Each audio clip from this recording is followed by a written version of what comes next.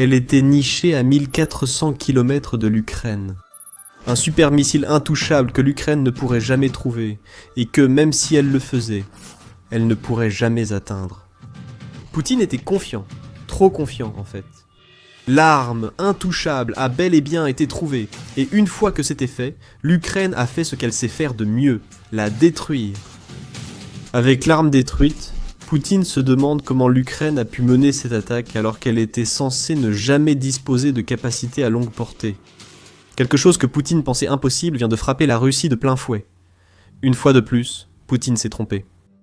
Nous allons à l'usine de construction de machines de Vodkinsk, en Laoudmourtie, Russie, déjà sanctionnée par presque toutes les grandes nations occidentales et d'autres. Les États-Unis, le Royaume-Uni, l'Australie, le Japon, l'Ukraine et la Suisse ont tous inscrit cette usine sur leur liste de sanctions, tout comme l'Union européenne. Et il y a une très bonne raison à cela. L'usine, qui se trouve à 1400 km, soit environ 870 000 de l'Ukraine, est l'un des rouages les plus importants de la machine de fabrication de missiles de la Russie. C'est pourquoi elle est aussi éloignée de l'Ukraine et du reste de l'Europe. Poutine a essayé de cacher l'usine, espérant que la simple distance suffirait à la protéger d'être frappée aussi durement par les sanctions volantes de l'Ukraine qu'elle l'a été par les sanctions économiques plus traditionnelles. Le 21 février, un rapport du Télégraphe a révélé que cette usine soi-disant intouchable était devenue la dernière victime d'une frappe ukrainienne. Le média rapporte que l'état-major général ukrainien a confirmé une attaque contre l'usine de construction de machines de Vodkinsk à l'aide de missiles hybrides FP-5 Flamingo.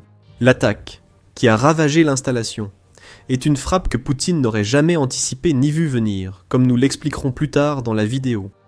Alors que les missiles drones Flamingo de l'Ukraine volaient, la réalité s'est imposée à la Russie et aux habitants proches de l'usine intouchable.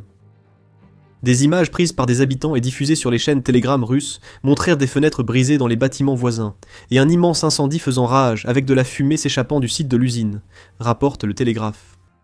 Le chef régional de la République d'Oudmourtie, Alexandre Brechalov, a même été contraint de confirmer que l'Ukraine avait frappé, ce qui constitue une rare exception à l'approche habituelle de la Russie, qui consiste à prétendre que tout ce que l'Ukraine touche n'est en réalité qu'une victime de débris de drones causés par les soi-disant excellentes défenses aériennes russes. Il était indéniable que les flamingos ukrainiens avaient réussi. L'usine de Vodkinsk est en flammes. Il y a deux grandes raisons pour lesquelles l'Ukraine a ciblé cette usine, son expansion et sa production. Du côté de la croissance, l'usine de Vodkinsk a réussi à se développer même sous le poids des sanctions. Selon le Kiev Independent, l'usine d'État, ciblée par la frappe ukrainienne, s'est considérablement agrandie depuis le début de l'invasion de Poutine. Des milliers d'ouvriers ont été embauchés et de nouveaux bâtiments construits. La Russie a aussi réussi à importer des machines avancées dans l'usine malgré les sanctions. Une enquête du Kiev Independent montre que la Chine, la Biélorussie et Taïwan ont vendu des fournitures à l'usine, acheminées par des intermédiaires pour contourner les sanctions et permettre cette expansion. Pour l'Ukraine, c'était un exemple de sanctions qui ne sont soit pas appliquées, soit pas assez fortes pour empêcher la Russie de faire ce qu'elle veut faire. Alors l'Ukraine a pris la situation en main avec l'arme que Poutine pensait ne jamais voir exister. Concernant la production de l'usine, il y a une raison majeure pour laquelle les habitants affirment que l'Ukraine a visé deux ateliers. En fait, il y a deux raisons, et elles peuvent se résumer en deux mots, Iskander M et Oreshnik. L'installation de Vodkinsk est l'une des plus importantes de Russie, produisant des missiles balistiques à propergol solide. Le Télégraphe rapporte que l'Iskander M, qui est un système de missiles balistiques à courte portée que la Russie a utilisé dans de nombreuses attaques contre l'Ukraine, est fabriqué dans cette usine. On pense également que la Russie construit le missile balistique mobile à portée intermédiaire Oreshnik, hypersonique et à capacité nucléaire, que Vladimir Poutine affirme être une arme imparable pouvant atteindre 10 fois la vitesse du son. Ces deux missiles constituent une menace majeure pour l'Ukraine. L'Iskander M est mobile sur route et a une portée pouvant atteindre 500 km selon les défenseurs de la défense antimissile. Cela signifie que la Russie peut lancer le missile depuis son territoire ou l'arrière des zones occupées en Ukraine. Le missile peut emporter des ogives nucléaires ou conventionnelles, mais la Russie n'a utilisé que des conventionnels en Ukraine.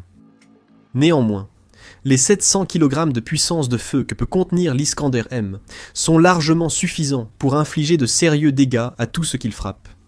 Nous l'avons vu le 21 février lorsque le New Voice of Ukraine a rapporté une attaque russe contre l'Ukraine qui comprenait 120 drones et le missile Iskander M. Bien que 106 des 120 drones aient été neutralisés, l'Iskander-M a frappé. L'Ukraine doit retirer ce missile de l'arsenal de la Russie. Détruire l'installation de production principale responsable de sa fabrication est la meilleure façon d'y parvenir. Quant à Oreshnik, c'est encore plus dangereux que l'Iskander-M, si l'on en croit la propagande russe autour de ce missile. Au-delà des affirmations selon lesquelles le missile serait hypersonique, au point d'atteindre Mach 10, il est également estimé qu'il a une portée comprise entre 3500 et 5470 km, selon Missile Threat. Comme l'Iskander-M, Oreshnik est mobile sur route et, même avec sa portée minimale, constitue une grande menace pour l'Ukraine et presque toute l'Europe. Missile Threat indique que l'arme hypersonique de la Russie peut transporter 6 têtes Mirvé, chacune étant capable de déployer 6 sous-munitions, soit un total de 36 sous-munitions pouvant frapper à chaque lancement d'Oreshnik. La Russie l'a déjà employé contre l'Ukraine, mais seulement quelques fois. La dernière attaque remonte à janvier, lorsqu'ils ont visé Lviv avec un missile Oreshnik après avoir frappé Dnipro. Bien que ces tirs aient été isolés, ils ont averti l'Ukraine qu'elle devait frapper ce que Poutine jugeait intouchable. En détruisant Oreshnik, l'Ukraine a éliminé une des principales menaces russes. Maintenant que l'usine de Votkinsk brûle, il est clair que l'Ukraine vise à éliminer Oreshnik à la source. Le super missile a été neutralisé. Nous expliquerons bientôt pourquoi Poutine pensait que cela n'arriverait jamais.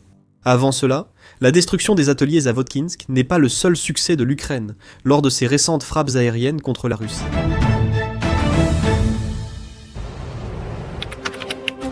Imaginez Internet comme un champ de bataille, rempli d'unités ennemies, cherchant la moindre faiblesse pour s'introduire dans votre quartier général. Dans ce quartier général, vous possédez des informations secrètes et confidentielles à protéger absolument. Imaginez pouvoir brouiller toutes les pistes menant à celui-ci et le rendre invisible. Vous le feriez, non? Nous aimerions remercier notre sponsor, Surfshark, dont le VPN garde vos informations en ligne privée et protégé contre les hackers et les acteurs malveillants. Lorsque vous naviguez sur un réseau public, il est très facile d'accéder directement à vos informations, comme les numéros de carte de crédit, les données confidentielles ou les informations personnelles. Surfshark VPN empêche cela de se produire et protège, ainsi que chiffre vos données personnelles en ligne. En plus de sécuriser votre navigation, Surfshark VPN permet d'accéder à des sites et services de streaming autrement bloqués par des restrictions géographiques.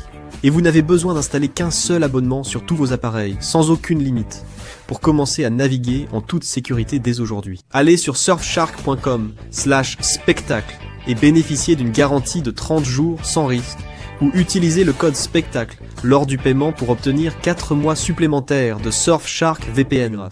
L'Ukraine a aussi frappé l'usine de traitement de gaz de Neftogorsk, située dans la région de Samara, en Russie. En plus de cela, l'Ukraine a également frappé des installations russes dans la partie occupée de Donetsk, touchant directement un atelier de drones et un entrepôt de lubrifiants. Comme pour toutes les frappes à longue portée de l'Ukraine, on voit ici sa stratégie d'affaiblir la machine de guerre russe de l'intérieur. Revenons à l'attaque de Votkinsk. En donnant des détails sur la frappe ukrainienne, Brechalov s'est contenté de dire que l'usine de fabrication de missiles avait été frappée par des drones. Il n'a pas précisé de quel type il s'agissait, et franchement, il a minimisé ce que l'Ukraine a réussi à accomplir dans la République d'Oudmourtie. La dernière frappe ukrainienne a été possible grâce au drone missile hybride Flamingo, qui a prouvé son efficacité face aux installations produisant certains des missiles les plus redoutables de l'arsenal russe. Capable de voler jusqu'à 3000 km, soit un peu plus de 1860 miles, et doté d'une ogive de 1150 kg, soit environ 2530 livres, le Flamingo est un hybride entre drone et missile qui fait peur à la Russie. Il associe les atouts majeurs d'un missile de croisière, comme la portée et la puissance, à ceux d'un drone. Et comme le note l'Institut international d'études stratégiques, le Flamingo reflète une tendance plus large de conception de missiles de croisière à faible coût, issus du déploiement de munitions rôdeuses. Des systèmes comme la Ruta ukrainienne et le Barracuda d'Anduril ont été créés par des organisations spécialisées dans les drones, pas les missiles. C'est ce nouveau développement qui inquiète le plus Poutine.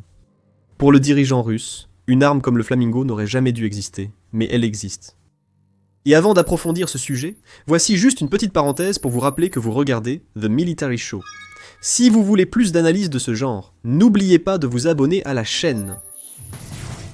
Désormais, la Russie fait face à le problème de longue portée que la Russie pensait ne jamais avoir. Lorsque Poutine a lancé son invasion, l'Ukraine n'était pas vraiment en position de causer beaucoup de dégâts à la Russie en ce qui concerne des frappes sur le territoire russe. Fabian Hoffman de Missile Matters révèle qu'en 2022, l'arsenal de missiles ukrainiens était surtout composé d'armes soviétiques, connues de la Russie, qui disposaient de parades. L'Ukraine a commencé à développer certains missiles de sa propre fabrication, notamment le missile anti-navire R-360 Neptune. Mais celui-ci n'a été livré à la marine ukrainienne qu'en 2021, et du moins dans l'esprit de Poutine. Cela n'aurait de toute façon pas fait beaucoup de différence. Le Neptune pourrait toucher un navire en mer Noire ici et là, mais ce n'était pas un missile que l'Ukraine pouvait utiliser pour infliger des dégâts à la Russie sur son propre territoire. Poutine pensait aussi que l'Ukraine aurait du mal à se développer, selon Hoffman. Les contraintes structurelles dans l'industrie des missiles en Ukraine étaient importantes. Une profonde dépendance historique aux composants et au marché russe, brutalement perturbée après 2014 et seulement partiellement remplacée en 2022, explique Hoffman. Pour Poutine, cela signifiait que l'Ukraine n'avait pas l'infrastructure pour produire des armes pouvant atteindre la Russie, malgré la présence de brillants ingénieurs de l'ex-URSS. La Russie a quand même tenté de détruire l'industrie des missiles ukrainiennes. Lors de la première année de l'invasion de Poutine, la Russie a frappé l'usine de missiles ukrainienne, notamment Pivdenmach à Dnipro en novembre 2022, en combinant des frappes comme celle-ci avec l'arrogante supposition de Poutine que l'Ukraine ne serait pas capable de renforcer ses capacités à longue portée avant que la Russie ne submerge le pays. On obtient la recette qui a poussé Poutine à croire qu'Oreshnik et ses semblables étaient intouchables. Poutine, peu inquiet des capacités à longue portée de l'Ukraine, a tourné son attention vers l'Occident. L'Ukraine a commencé à recevoir certaines armes de partenaires occidentaux, comme les missiles Storm Shadow et Scalp du Royaume-Uni et de la France, ainsi que les missiles Attack-MS des États-Unis. Aussi puissantes soient-elles, ces armes ne peuvent pas frapper loin en Russie. Le Storm Shadow a une portée d'environ 250 km, soit environ 155 miles, tandis que les Attack-MS offrent un peu plus de portée avec 300 km, soit environ 186 miles. Dangereux, certes, mais cela menace surtout les régions frontalières de la Russie et les navires en mer Noire.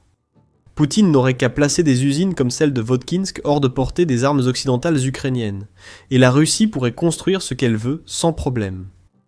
Nous savons maintenant que Poutine s'est trompé. Le dirigeant russe a encore sous-estimé l'Ukraine, pensant que les installations de missiles russes les plus précieuses étaient intouchables. Alors que Poutine critiquait l'Occident pour les missiles longue portée livrés à l'Ukraine, il n'a rien fait pour empêcher Kiev d'en fabriquer eux-mêmes. L'arrogance de Poutine a causé sa chute, son obsession pour l'Occident ayant permis à l'Ukraine de produire des armes comme le Flamingo et d'autres armes longue portée, sans intervention russe. Pourquoi la Russie aurait-elle tenté ? Poutine pensait que des armes comme celles ayant frappé Votkinsk n'existeraient à jamais. Fin 2023, l'Ukraine montrait des signes d'intention d'augmenter sa production nationale de missiles et d'armes longue portée. Le pays n'a pas eu le choix lorsque l'Ukraine a compris que certaines armes occidentales attendues, comme le Taurus allemand, n'arriveraient pas. Et même celles que l'Ukraine recevait, en particulier les attaques MS, étaient assorties de restrictions quant à l'endroit et à la manière dont l'Ukraine pouvait les utiliser. Ce n'est qu'en novembre 2024 que les États-Unis ont autorisé l'Ukraine à frapper certains sites russes avec les attaques MS. Malgré tous ces facteurs, l'Ukraine a poursuivi ses efforts. Fin 2024, selon Hoffman, elle produisait déjà ses propres drones longue portée et certains mini-missiles de croisière. Tout indiquait d'autres événements, mais Poutine les a ignorés. Il restait persuadé qu'en dépit des efforts de l'Ukraine, elle ne pourrait atteindre les actifs majeurs de la Russie. En août 2025, l'Ukraine déployait une multitude de drones longue portée comme le Lyuti et le FP1, et ils infligeaient d'énormes dégâts aux raffineries de pétrole russes et à d'autres cibles. Pourtant, Poutine restait inactif, malgré la présence quasi hebdomadaire de drones sur le territoire russe, la plupart ne transportant que de petites charges. L'Ukraine ne disposait pas d'une arme de type missile capable de causer d'énormes dégâts. Mais l'Ukraine y arrivait, malgré ce que Poutine pensait et affirmait. À la fin de 2025, le Flamingo était prêt à partir. En 2026, nous avons déjà vu l'Ukraine l'utiliser à plusieurs reprises pour éliminer des cibles russes clés, y compris un autre site lié à Oreshnik, que nous révélerons à la fin de la vidéo. Avec le Flamingo prenant son envol, Poutine a compris que l'Ukraine fabriquait des armes capables de frapper des cibles auparavant jugées intouchables en Russie. Poutine a essayé de l'arrêter. L'analyste militaire indique que la Russie a investi beaucoup de ressources pour localiser où le Flamingo était construit, puis a frappé les installations de production des missiles drones. Le média indique que la Russie a utilisé Orekhnik pour l'attaque. Malgré tout, cela a échoué, car Volodymyr Zelensky a affirmé mi-février que la production du Flamingo continuait malgré la frappe russe. L'usine de missiles de Votkinsk est la dernière cible d'une arme que Vladimir Poutine jugeait impossible. D'autres suivront, comme l'indique le Centre d'analyse des politiques européennes, ou CEPA. Le vol du Flamingo annonce de graves problèmes pour la Russie. Pour la Russie, l'avenir paraît inquiétant. Si cette capacité de missile est déployée, la campagne de frappe à longue portée de l'Ukraine s'intensifiera, menaçant davantage les infrastructures pétrolières et gazières russes, déjà sous pression des attaques ukrainiennes actuelles, selon le CEPA. Cela paraît être une sous-estimation des capacités de l'Ukraine, un thème récurrent ici. L'Ukraine va frapper des installations pétrolières et gazières, certes, mais avec l'utilisation de Flamingo contre une installation qui fabrique des missiles Iskander-M et Orekhnik, on constate beaucoup plus d'ambition dans l'approche de l'Ukraine que ce à quoi Poutine aurait pu s'attendre. L'effort de l'Ukraine sur son arsenal longue portée a payé. Désormais, elle peut viser plus de cibles en Russie que jamais auparavant. Qu'est-ce que cela implique pour l'avenir de la guerre en Ukraine ? Il est indéniable que le moment choisi par l'Ukraine pour attaquer l'usine de Votkinsk était symbolique. La frappe a été annoncée peu après l'échec des dernières négociations de paix entre la Russie et l'Ukraine. Les discussions à Genève sur plusieurs jours se sont achevées le 18 février encore sans avancée. La Russie exige encore que l'Ukraine cède du territoire. Avec son attaque Flamingo, l'Ukraine a réfuté le récit russe de sa défaite imminente.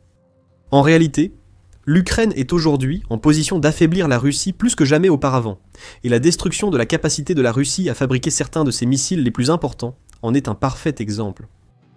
UATV mentionne un point intéressant sur la frappe Flamingo de l'Ukraine. Il précise que la Russie a riposté par une attaque à longue portée contre l'Ukraine, visant surtout des cibles civiles plutôt que militaires, comme souvent avec les frappes russes.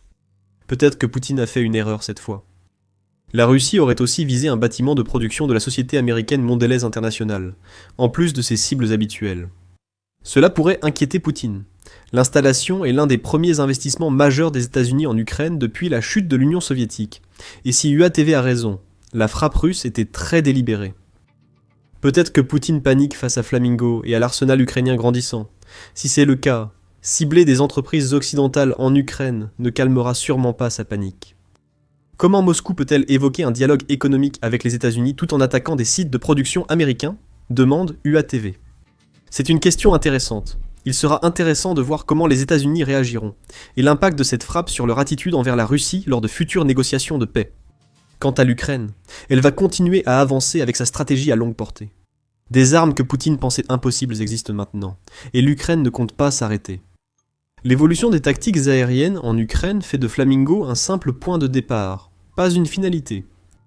L'Ukraine a aussi développé d'autres missiles et armes, comme le Long Neptune et la Palianitsia, utilisés contre le territoire russe. ATACMS et Storm Shadow sont utilisés, la production de Flamingo continue. Alors que l'usine de Votkinsk brûle, Poutine se demandera combien d'autres actifs russes, supposés intouchables, sont désormais menacés. Le dirigeant russe n'aimera pas la réponse, bien plus qu'il ne l'aurait imaginé. Pour preuve, souvenez-vous, l'Ukraine a déjà frappé une autre installation liée à Orekhnik, mentionnée plus tôt dans la vidéo. Cette attaque, survenue avant la frappe ukrainienne sur l'usine de missiles russe, prouve que l'Ukraine a donné tort à Poutine grâce à sa stratégie à longue portée. Vous voulez en savoir plus sur cette frappe ? Eh bien, regardez notre vidéo pour découvrir ce que l'Ukraine a fait pour paralyser Orekhnik quelques semaines seulement avant sa dernière attaque. Et si vous avez apprécié cette vidéo, n'oubliez pas de vous abonner à The Military Show pour plus d'analyses sur la stratégie en constante évolution de l'Ukraine contre la Russie. Et merci comme toujours de nous avoir regardés.